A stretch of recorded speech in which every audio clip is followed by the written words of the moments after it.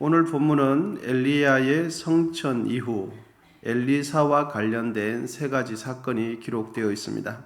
다소 해석하기 어려운 부분도 있기는 합니다. 그런데 전체적으로 앞부분에 있는 내용을 치중해서 말씀을 나누도록 하겠습니다. 엘리사는 엘리야에게 있는 갑절의 영감을 사모했지요. 그리고 그 결과 자기가 원하는 영감을 받았습니다. 성령의 역사하심이 엘리야보다 엘리사에게 더욱 풍성하게 일어났습니다. 본문 15절에 보시면 맞은편 여리고에 있는 선지자의 제자들이 그를 보며 말하기를 엘리야의 성령이 하시는 역사가 엘리사 위에 머물렀다 하고 가서 그에게 나아가 땅에 엎드려 그에게 경배하고, 다른 생도들은 엘리야의 영감이 엘리사에게 성계되었다는 것을 생도들도 알아볼 정도였습니다. 눈으로 봐도 저분은 엘리야의 영감을 받았어. 저분 속에 성령께서 역사하셔. 다른 생도들이 일일이 말하지 않아도 성령께서 역사하시는 것을 확연히 알 수가 있었다는 것이죠. 그리고 엘리사는 엘리야의 겉옷까지 소유하게 되었습니다. 심지어는 엘리사에게 다가가서 엎드려서 경배하며 스스로 말하기를 우리는 당신의 종입니다 라고까지 말하면서 엘리사의 영적 권위를 인정하는 것처럼 보이지요. 그런데 여러분, 엘리사에게 자신들이 무엇 하나를 요구를 하는데 그것은 엘리야를 찾아 나서야 한다는 겁니다. 왜냐하면 엘리야가 하나님의 영에 의해서 성천되긴 했는데 혹여 성령께서 하늘로 이렇게 끌려 올라가다가 어디론가 던져버리면 어떡하냐. 그러면 엘리야 시신을 찾지 못한 거 아니냐. 그러니까 혹여 성령께서 하늘로 끌려 올라가다가 어디론가 던져버릴지 모르니까 우리가 찾아러 가야 된다 라고 다른 생도들이 엘리사에게 요구를 합니다. 여러분, 본문 16절인데 우리 같이 한번 읽어보시면 좋겠습니다. 16절입니다. 시작. 그에게 이르되 당신의 종들에게 용감한 사람 50명이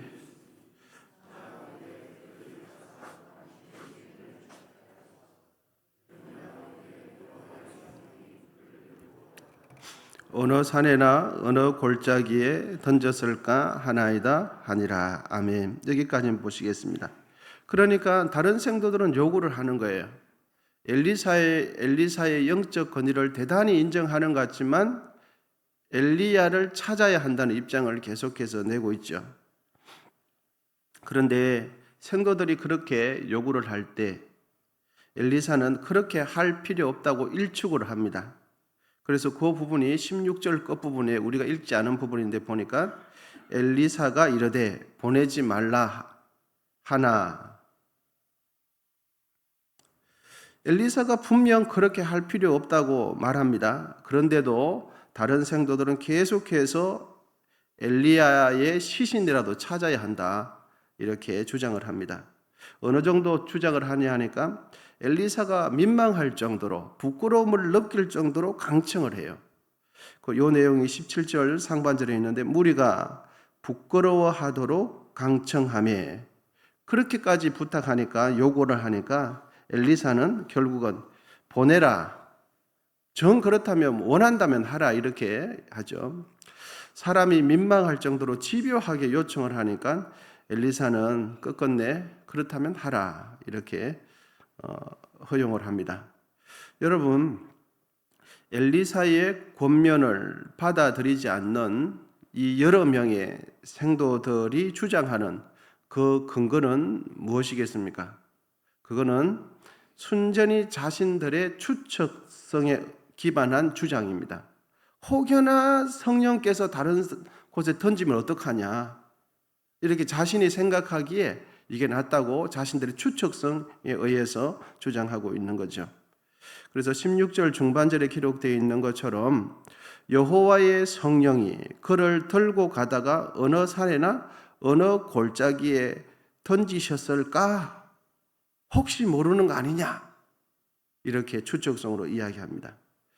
자신들의 주장을 관철시킨 다수의 생도들은 끝내 50명의 사람을 동원해서 사흘 동안 엘리야의 시신을 찾아보지만 찾을 수가 없습니다. 그래서 17절 하반절에 기록되어 있는데요. 그들이 50명을 보냈더니 사흘 동안을 찾되 발견하지 못하고, 이렇게 성경은 기술해 주고 있습니다. 엘리야 선지자의 시신을 찾는 일로 인해서 여러 생도들과 엘리사 사이에 분명한 의견 차이가 있는 것을 우리는 줄거리를 통해서 확인했습니다. 다른 생도들, 여러 명의 생도들은 자신의 추측성의 생각으로 엘리야를 찾아야 한다라고 주장을 하고 있고, 엘리사는 그럴 필요 없다라는 주장을 내고 있습니다. 여러분, 우리가 인생을 살아가거나 교회를 섬기고 또 회사 일을 하다 보면 어떤 사건이나 일이 반드시 발생하게 되어지죠. 서로의 의견이 다를 수 있습니다. 어떻게 보면 다른 것이 너무나 자연스럽습니다. 사물이나 현상이나 문제를 바라보는 입장과 관점이 다르기 때문이죠. 그리고 각자가 가진 재능과 능력과 마음의 관심도가 다르기 때문입니다. 그런데 의견이 다를 때, 입장 차이로 인한 갈등이 야기될 때, 그럴 때 우리는 어떻게 해야 하는가 하는 것입니다. 그럴 때 가장 기본은 서로가 서로의 인격을 변함없이 존중해야 합니다. 의견이 다를 때, 의견이 부딪힐 때 우리는 나의 옳음을 주장하기 위해서 바로 상대방의 인격을 폄하를 하는 경우가 참 많습니다. 그래서 상대방 존재 자체를 거부해버려요. 여러분, 그렇게 해서는 안 될 것입니다. 가장 기본은 서로가 서로의 인격을 변함없이 의견이 대립되기 전처럼 인격 자체를 존중해 드려야 됩니다. 문제 때문에 타인의 인격을 무시하고 폄하하는 것은 그리스도인다운 성숙한 모습이 아니고 미숙한 모습이죠. 내 뜻대로 안 되니까 상대방 자체를 거부해버리는 거죠. 여러분, 가장 기본은 의견이 다를 때 변함없이 상대방의 인격을 존중해요. 기본적인 존중과 배려가 이루어진 상태에서 어느 한쪽을 선택해야 한다면 그때는 나의 추측성 감정보다는 그 상황 속에서 성령께서 하시는 일에 우리의 마음을 두어야 합니다. 내가 생각하는, 추측하고 계획하는 그것보다 이 상황 가운데 성령께서 하시는 일은 뭔가 하는 것이죠. 내 주장이 인간적인 추측성의 생각이라면 나의 생각을 내려놓고 성령의 감동하심이 무엇인가에 귀를 기울여야 합니다.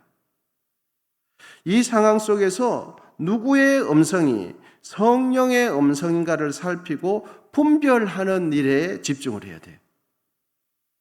그런데 우리는 참 그렇게 하지 못할 때가 참 많습니다. 의견이나 생각이 다르고 그럴 때 부딪히면 탁 일어나는 생각은 상대방의 인격부터 무너뜨려요.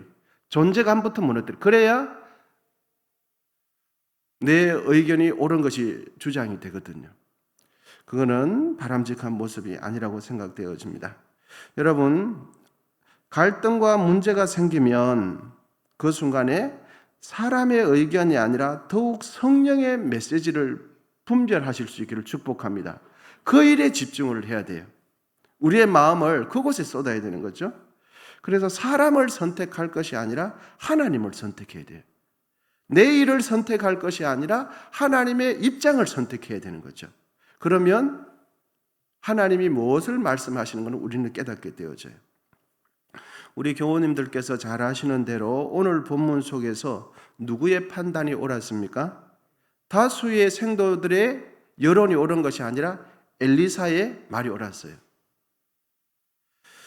다수의 생도들이 엘리사의 영적 권위를 인정한다고 할 때에 그 인정은 엘리사를 향하여 일시적으로 몸을 굽히는 행위보다 더 중요한 영적 존중은 의견이 대립되는 그 순간에 자신의 추측성 생각을 내려놓고 엘리사의 권면을 수용하는 것입니다.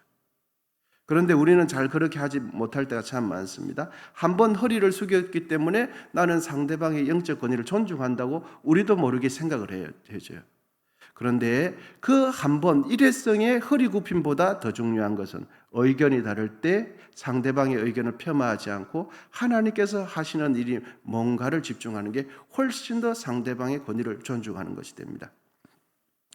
왜냐하면 엘리사의 권면은, 엘리사의 판단은 성령의 인도하심을 받은 생각이고, 다른 생도들의 판단은 자신들의 추측성에 의한 근거한 판단이기 때문입니다. 우리의 선택과 판단 기준은 성령께서 인도하시는 쪽을 선택하게 되시기를 축복합니다. 나를 선택하지 말고 진리를 선택하시기를 축복합니다. 내 입장을 선택하지 말고 성령 하나님의 일하심을 선택하기를 원하는 것입니다. 내 뜻이 관철되기보다는 하나님의 인도하심을 우리는 선택해야 할 것입니다. 그런데 여러분, 여기서 우리가 하나 더 살펴보기 원하는 것은 영적 권위는 교회를 통하여 주시는 직분도 직분이지만 참된 권위는 직분보다는 각자의 각자가 행하는 행위에 기반합니다. 우리는 권위하면은 직분 때문에 권위가 생긴다고 생각하지만 그것도 일부 있기는 하지만 진정한 권위는 각자가 행하는 행위에 영적 권위가 나타납니다. 교회의 항존 직분자가 직분은 받았지만 직분자가 직분자답게 행하지 않으면 영적 권위가 서지 않습니다. 항존 직분자가 직분자답게 살지 않으면 권위가 안 서요. 교회의 리더 위치에 있는 분이 리더답게 행동하지 않으면 오히려 자신에게 부여된 권위가 상실되어져요. 리더가 리더답게 행동하지 않으면 리더의 위치에 있는 자연스럽게 생기는 그 권위가 상실되어져요. 그리스도인의 영적 권위, 세상 속에서 교회의 영적 권위는 어디에서 나오는가? 그것은 나의 행위와 별개로 생기는 것이 아니라 직분과 직책에 맞게 행할 때 영적 권위가 생깁니다. 그러므로 여러분, 우리에게는 영적 권위가 있게 되시기를 축복합니다. 그리스도인들은 세상 가운데 재물은 많지 않을지라도 사람들이 귀 기울여 듣는 부분이 있어야 돼요. 저분이 말하면 들어야 돼.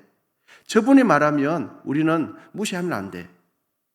세상에 높은 관직에 앉을지라도 저분이 말하면 이유가 있을 거야 라고 그것이 주위 사람들에게 나타나야 돼요. 그것이 바로 권위가 되는 것입니다. 뿐만 아니라 성령의 능력도 우리 모두에게 있게 되기를 축복합니다. 여러분, 여러 생도들과 엘리사의 차이는 단순한 생각의 차이, 단순한 관점의 차이가 아니라 무슨 차이입니까? 영감의 차이입니다. 그리고 영적 권위의 차이예요. 그냥 하나의 의견과 하나의 의견으로 볼 게 아니라 엘리사와 생도들의 차이는 입장의 차이가 아니라 영감의 차이입니다. 여러분, 우리는 권위주의자는 결코 되어서는 안 됩니다. 하지만 우리에게는 반드시 영적 권위가 있게 되기를 축복합니다. 이 땅의 교회가 왜 세상 가운데 짓밟힙니까? 교회가 가져야 할 권위를 상실했기 때문입니다. 그러면 왜 교회는 영적 권위를 상실했습니까? 교회가 교회에서 해야 할 역할을 하지 않기 때문에 교회에 부여된 권위를 우리가 상실해버린 거예요. 참된 영적 권위는 직분, 직책에서 나오지 않고 그리스도인다운 삶을 지속적으로 행할 때 권위가 생기게 되어집니다. 내가 맡은 직분과 직책에 맞는 삶을 지속적으로 행할 때 영적 권위는 더욱 강화됩니다. 그러므로 우리 모두는 잘못된 권위 의식은 버리고 바른 권위, 옳은 권위를 행하셔서 나의 유익이 아니라 다른 이들을 유익하게 하는 자가 다 되시기를 축복합니다. 내가 권위를 써야 할 때 권위를 쓰지 않으면, 내가 권위를 행사해야 할 때 바른 권위를 행사하지면 권위가 실추되어져요.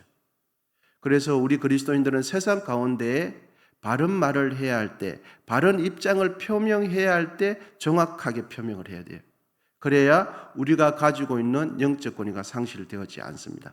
또한 우리의 영적 권위는 내가 가진 교회의 직분이 나의 영적 권위가 생기기보다는 내가 삶 속에서 어떻게 행동하냐에 따라서 영적 권위가 상쇄되기도 하고 강화되기도 해요.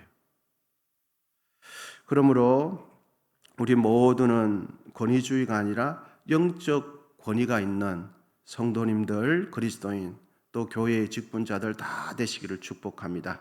기도하겠습니다. 하나님 아버지 감사합니다.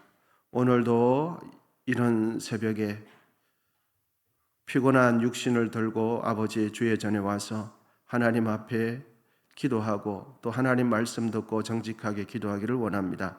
주여, 우리가 세상의 권력자들처럼 권위주의가 되지 않게 하시고 우리가 가져야 할 권위, 성도로서 그리스도인으로서 영적 권위가 반드시 아버지 하나님 세워지게 하셔서 영향력 있는 그리스도인으로 살아갈 수 있도록 도와주옵소서.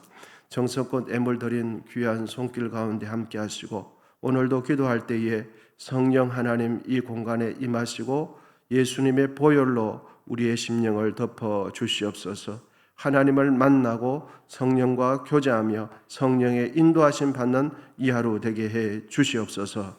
이제는 우리 주 예수 그리스도의 은혜와 하나님 아버지의 담없는 사랑과 성령의 교통하심이 하나님께서 우리에게 부여해 주신 영적 권위를 바르게 선하게 사용함으로 다른 이들을 유익하게 하는 귀한 그리스도인다운 삶을 살아내기로 결단하는 우리 모두 위에 이제로부터 영원히 함께 하시기를 간절히 축원하옵나이다. 아멘. 이제 주여 3번 부르시고 각자 힘써서 기도하도록 하시기